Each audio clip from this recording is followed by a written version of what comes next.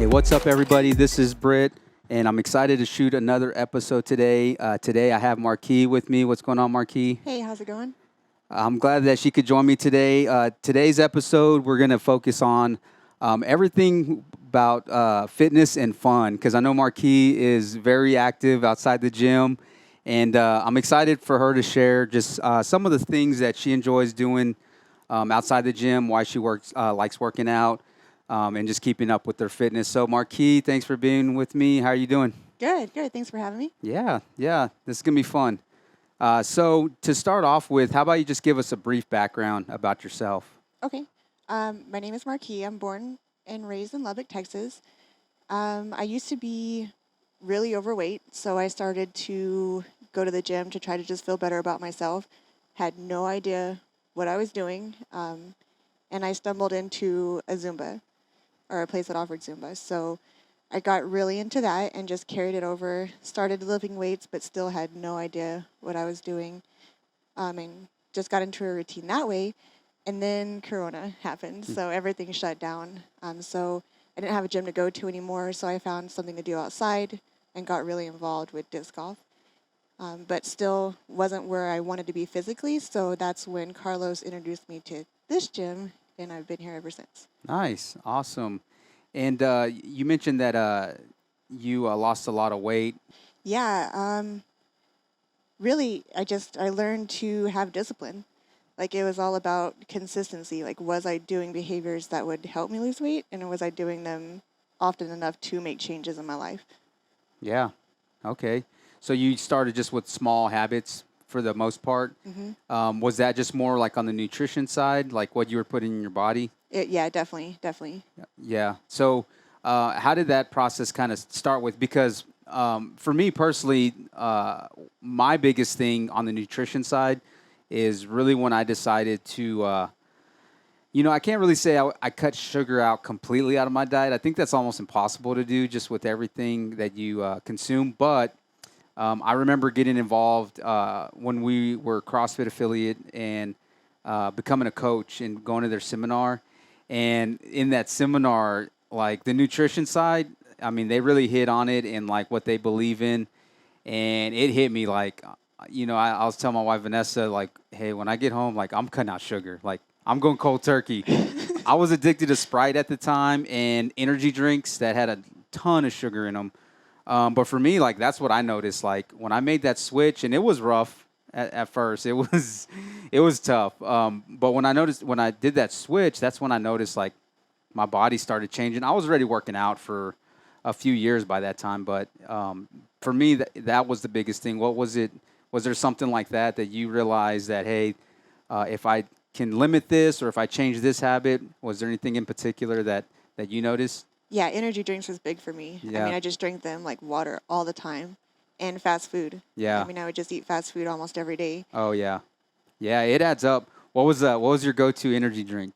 The Monsters. Monsters. Yeah. Yeah, yeah. Mine was. Do you remember when? And it's still out, but Nos. Oh, yeah, Yeah, yeah. and they were intense. Like it would get me going, and I noticed it was bad because at one point I was like drinking 2 a day.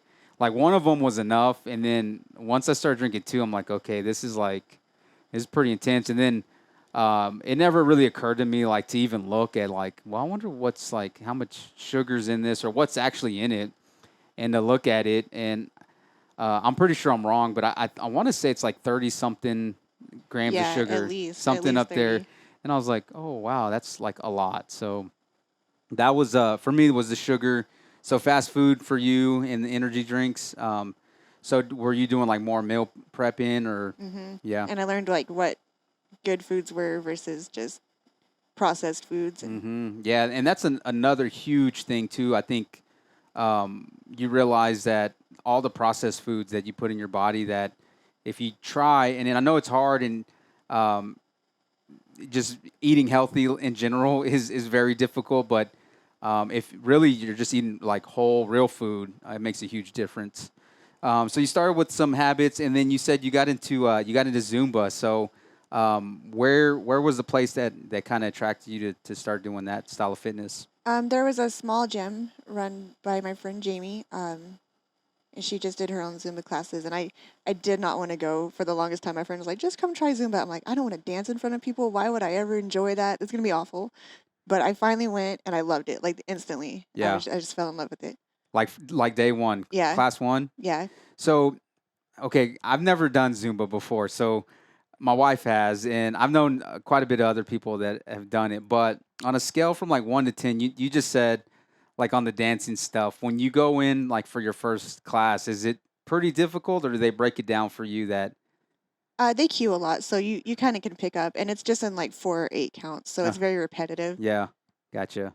So my next question is, by doing Zumba, has that paid off or not paid off, but have you used that like outside, like in the club or? Yeah.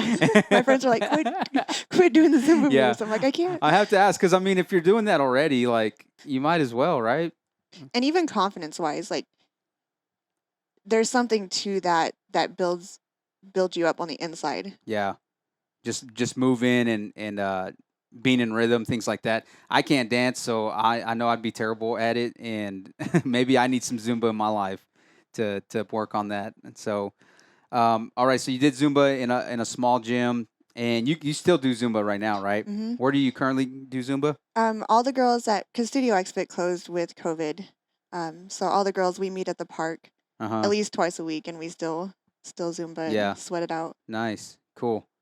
So you started dancing, and then you got into working out. Were you doing that like some workouts at home at that point? Yeah, that gym would have like competitions, and I got really involved in those. Uh So I was huh. like, okay, well, I'm gonna try running Yeah. and see what I can do with that. And then I got really addicted to running. And Yeah. Like long distance running? yes, What would yeah. you what do you typically run like when you would do like a running workout? Um, right now I'm training for the marathon in October, so it's like 3, 3, 5, 3, and then a long run on the weekend. Okay, yeah.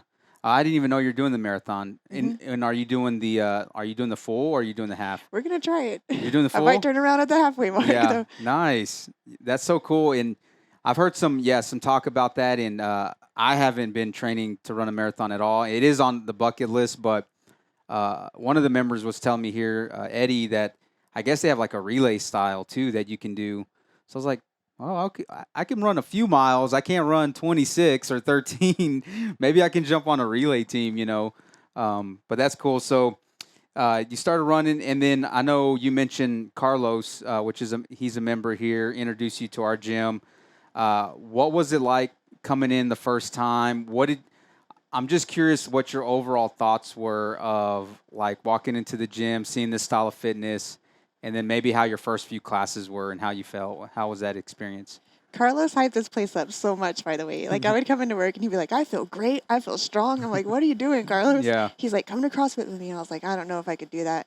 I was just really in a bad place at that time. Yeah. But I gave in and I came and we did that first workout. And I just remember looking at him and I was like, what was that? What did you just sign me up for? I'm going to do it again. Yeah. Yeah. So were you intimidated at all, like coming in, or was it something that, that you felt like you needed at that time, with where you were in your fitness journey? I was very intimidated, especially with like the pull-ups. I think there was pull-ups in that workout and with the barbell just in general because I hadn't really done much with that. Uh-huh. So I was looking earlier this week, and I know you're about to hit your 1 year anniversary here, which is awesome. I mean, it's really crazy how time flies. But going back now and, how you were in those first few workouts to like looking back today, how do you feel like on the workouts, some of the movements, how do you feel about all that? I definitely feel more comfortable with the movements with all the coaching I've got. I just didn't know how to push press. I didn't know how to snatch. I didn't know how to work on my pull-ups or double unders. And so now I'm still working on those things, but I feel a lot better about them. Yeah. What would you say like is your biggest accomplishment, since you've started, like that you're the most proud of what you could, achieve? And it could be in the gym or out. I don't know. It's still a work in progress. Yeah. If I finish this marathon, I'm going to be super proud of that. That's a big deal. So that's exciting.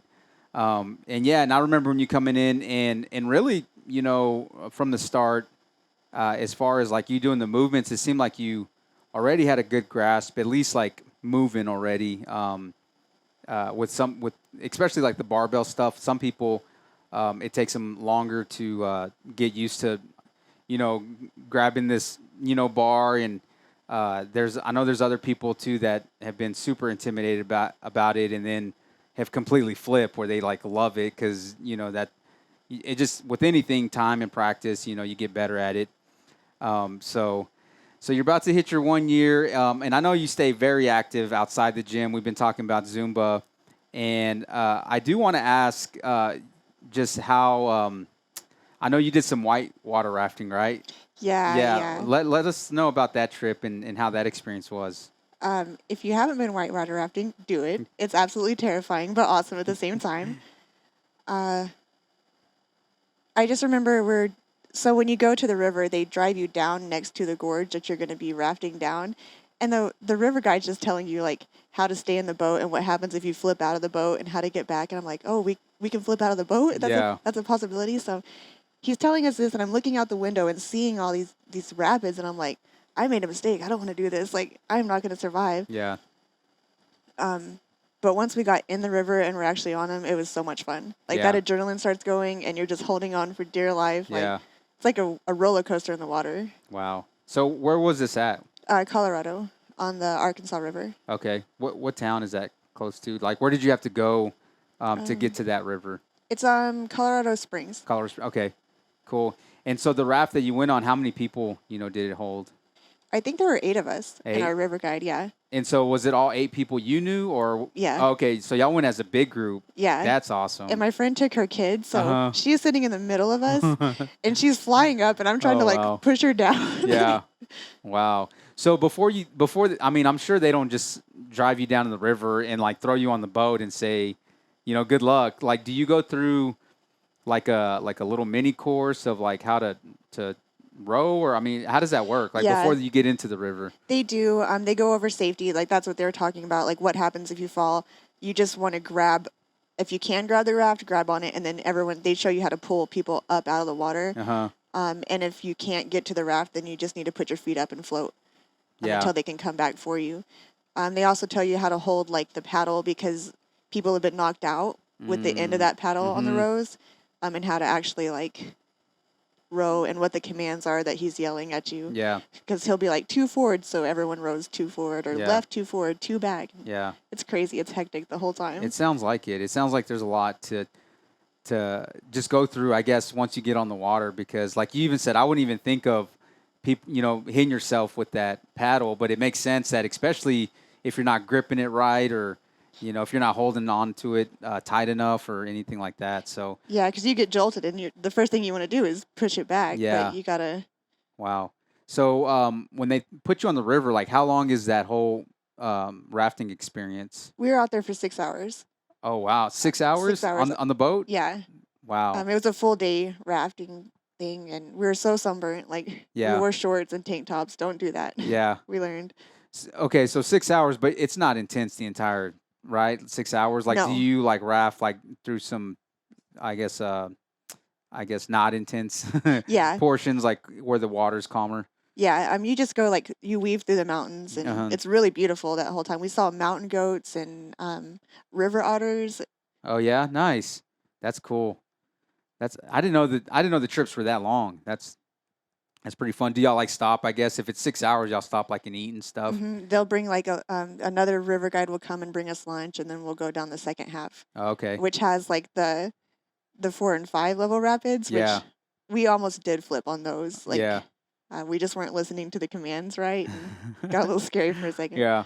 So I'm curious because you went with a big group. Was it like everyone collectively that had that idea, like, hey, we should go white river rafting, or was there like a couple people that were really pushing it and then just kind of dragged everyone else? Yeah, it's more like that. Yeah. And my friend Katie was like, "We should go rafting." I'm like, "Have you ever been rafting?" She's like, "No." I was like, "Me neither." She's like, "It'll be fine." Yeah. It was okay. We didn't flip. So. Yeah. That's cool though. That's just a really neat experience.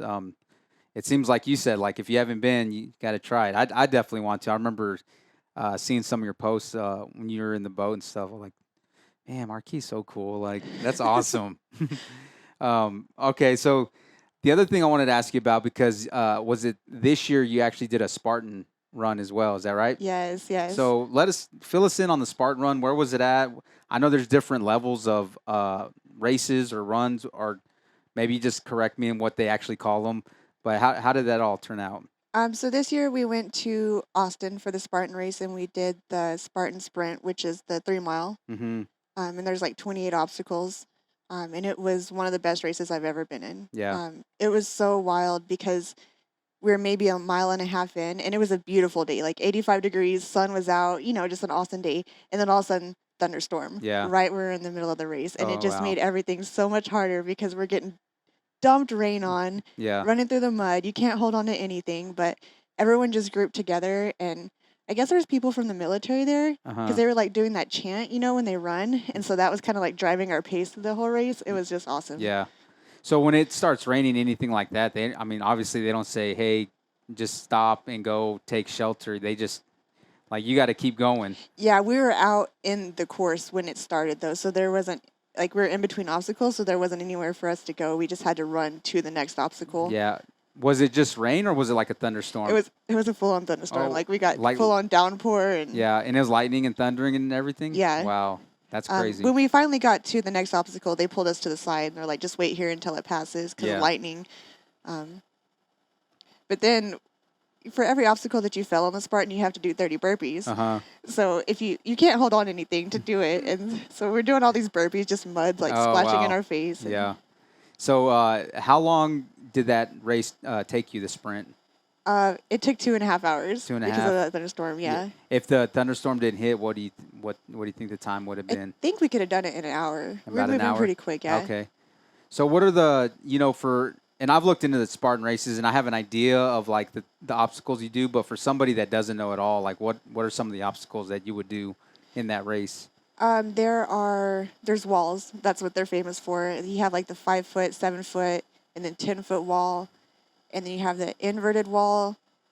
There's like a row of rings that you kind of have to like monkey your way through.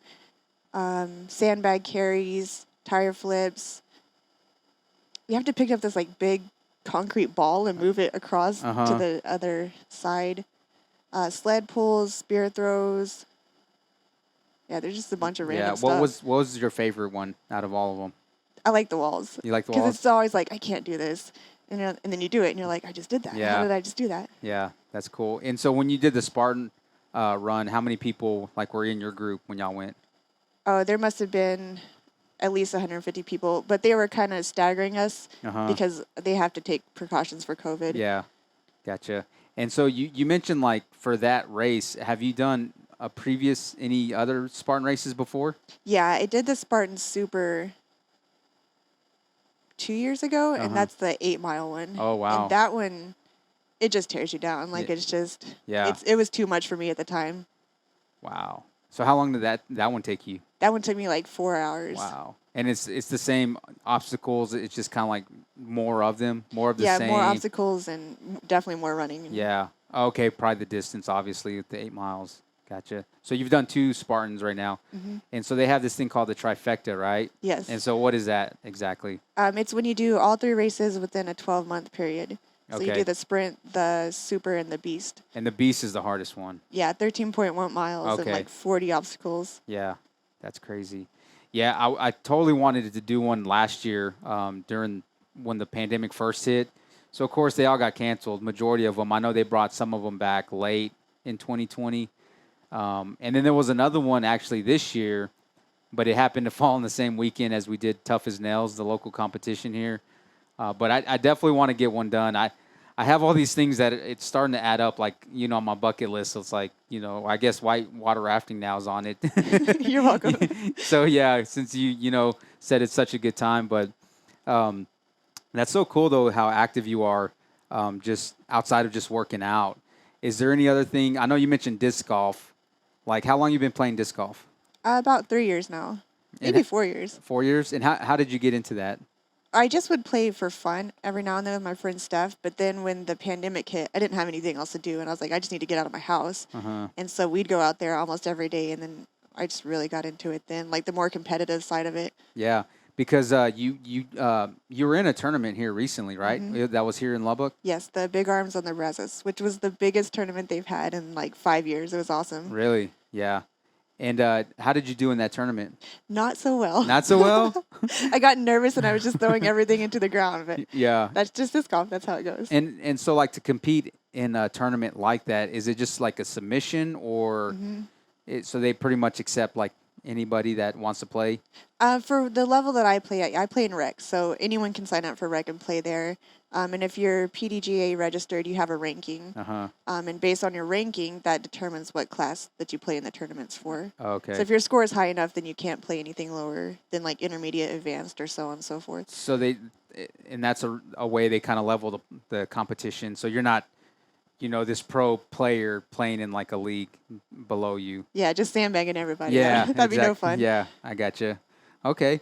And I'm curious, like on the disc golf, have you noticed like any, I know we do a lot of lifting here. Is there anything that you've noticed that has helped you like in playing disc golf at all? Like any exercises or anything like that? Yeah, definitely. My stamina, because you're out there and it's 100 degrees and you're out there for 2 or 3 hours playing 18 rounds and being able to carry my bag the whole time. Yeah. I've definitely noticed that's improved, and just my ability to grip my disc, which is how you get like the snap to throw further, is so much better because of these workouts here. Oh yeah. And I would have never thought, grip strength with disc golf, but I guess with the technique and throwing the disc, it's a big deal, huh? Yeah, that's where you get all your spin from. It doesn't really matter how much muscle you have; it's how hard you're holding it. Yeah, to really get the right spin on it. That's cool. That's interesting. I'm a terrible disc golf player, and I've only played a handful of times. But the funny story is, probably the first time I threw a disc golf, I was with my buddies. There's a course out at Maxie, right? McKinsey, yeah. McKinsey, and that's where we went. And there's water down there, and my buddy was like, "Hey, yeah, here you go." And so I'm like, I kind of rear back, let it fly, and like we're just looking at it. It's like, oh, goes up, comes right back down, splash, and he's just looking at me like, because I know some of those discs are, they can be a little expensive, right? Oh yeah. But that's science. That's disc golf science. Like if you've never played before and you're near water, it's going in the water. Like or if there's a tree there, you're hitting the tree. Yeah. So he should have known not to give you that disc. I know, right? I just tried to fling it as far as I could, and you Happy Gilmore Day. pretty much, yeah. And it did not go straight. It went up and then straight down into the water. So it's a funny story. But so you've been playing disc golf 4 years, and do you have like any other tournaments coming up or anything that you're working on?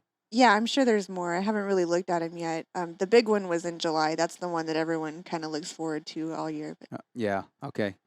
Obviously, those happen in all the warm summer months. Yeah. Okay. The other thing I was going to ask you about, because I know there's another event that you recently did, was was it called Mud Factor, I believe? Mud Factor, and that was here in Lubbock, wasn't it? It was. It was a good event. Yeah. It was 2 loops, like 1.5 miles for the 2 loops.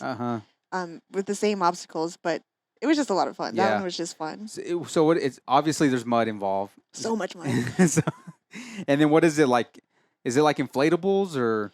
No, they had a wall, and they had like the net ladders that you had to climb up. Okay, yeah. They had a big slide. That was actually my favorite one. That thing, you got going so fast when you slid down it. Yeah. But, what else did they have? Oh, a really big net climb, but that's pretty much it. Yeah.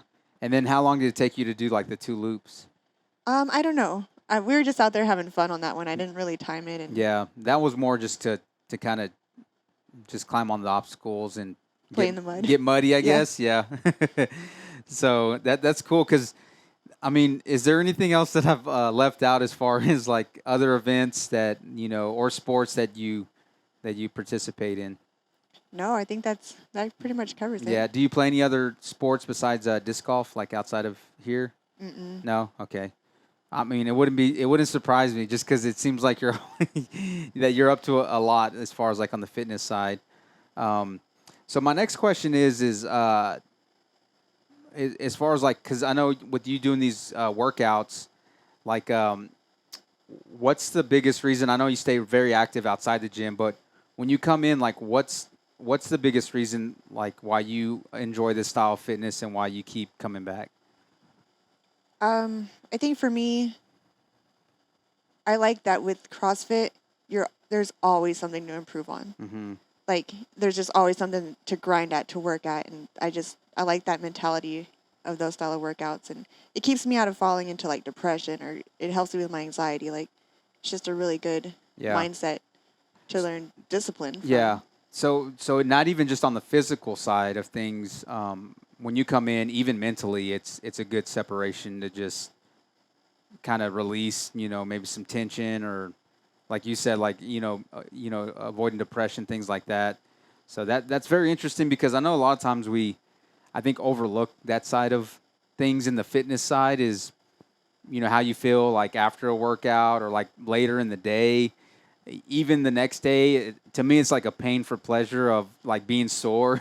Yeah, you're like, oh, I did something. Yeah, and like like getting out of bed, like, oh man, that was tough yesterday. But feeling like, when you're that sore, like something's working, your body's reacting to it, it's getting stronger. So, what's some of your favorite workouts or like movements that you like doing here in the gym? Deadlifts.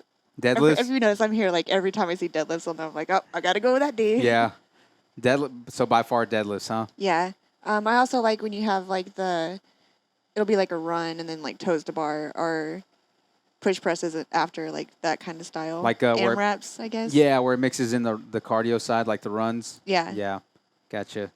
Yeah, I like those workouts too.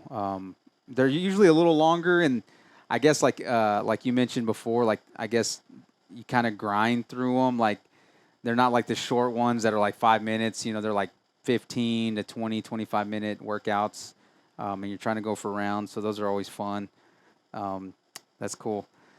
So as far as like looking forward in the future, is there some stuff that you're working on that you're trying to get into? Whether that's like I know we mentioned the disc golf or any other events that you're already planning out for this later this year or next year. The marathon's a big one right now, but next year I definitely want to have another Spartan under my belt. I do want to try the beast, but I'm not quite sure if Yeah. that's going to be a reality, but we'll see.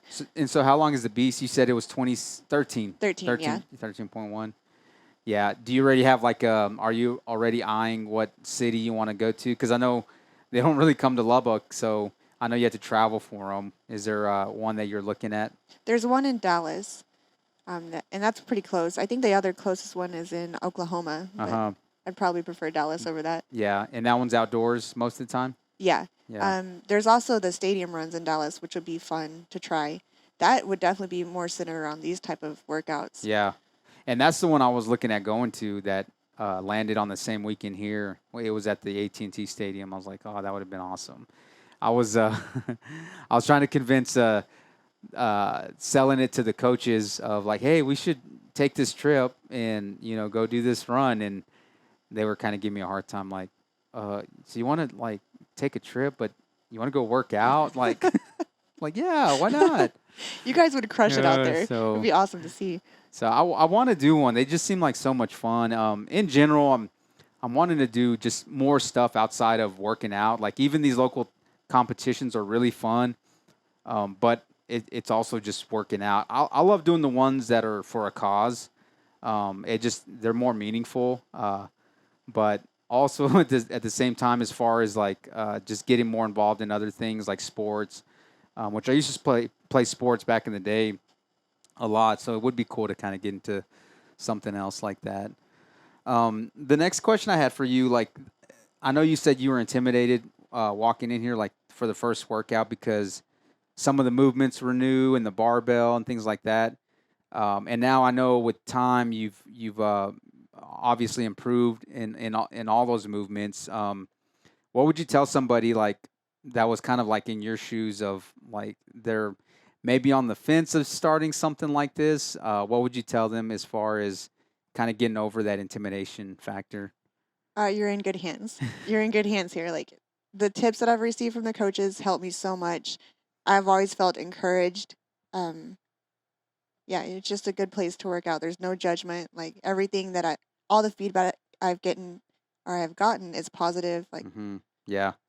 So it's not like, hey, this is the exercise we're doing here. Good luck. yeah, you're on your own. Yeah. No, I mean, there's always like, hey, try it this way, or try it this way, or it'd be better if you did it like this. And I'm like, oh yeah, that's Yeah. much easier. Yeah. Or, that works out. So, Nice. Well, cool. All right. I know also you travel quite a bit. Was there some trips that you took? I guess this year, have you taken some trips anywhere? yeah. Earlier in the year, we went to New Mexico at Santa Fe to see Meow Wolf, which is one of the coolest things I've ever seen in my entire life. Yeah. Which is just this giant interactive art installation. Yeah. That was funded by George R. R. Martin. I don't have words to describe it, but look it up on Google. Meow Wolf. It's so cool. I think they just expanded to Las Vegas and Denver too. So. Oh wow. And okay, so that's that's a pretty big thing then. Yeah. Then we went to Austin for the Spartan, and then Colorado, we went up Pikes Peak, which was crazy. Yeah, and I completely forgot about that. Yeah. How was that? It was beautiful. It was so beautiful. I did not expect such a drastic change with the altitude.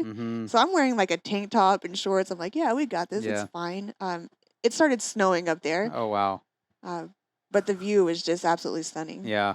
That's crazy. So at the bottom, you were literally wearing shorts. And then at the top, it was snowing. It was snowing, Did you have a change of clothes or? Nope. They're like, you're from Texas. So how long did you stay up there, like in your shorts and stuff? We were up there for like, at the peak, maybe like 30 minutes. Yeah. And then I was like, we gotta go. It's just too cold? Yeah. Wow. That's crazy. That kind of reminds me of in Albuquerque, there's a big mountain like that where you can take like the gondola up. And it's like that too on the bottom. When I went, it wasn't as hot, but it was probably like 75 degrees maybe. And then we got up to the top, it was like 40, somewhere around there. So that's interesting, how the altitude makes so much of a difference. So you've had a pretty busy 2021, huh? Yeah. 2020 taught me to appreciate the freedoms that we have with travel. Like when everything shut down, that was a lot to take. Yeah. So I was like, I'm gonna get out and do as much as I can from now on. Right. Yeah. I know for a lot of people, and I had that same realization too and you wouldn't think just literally traveling somewhere. I mean, first and foremost, and then like, actually leaving your house, which is, it's kind of crazy to say that out loud. But so as far as like 2022, do you have any other trips like that are not fitness related that you're looking at doing?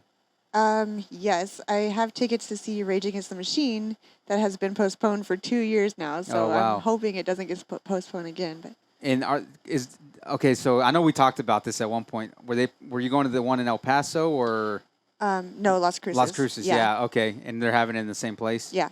Okay. In 2022. Hopefully. Yeah, that's great. I completely forgot about that. And I remember. I don't know if you've ever met Matt here.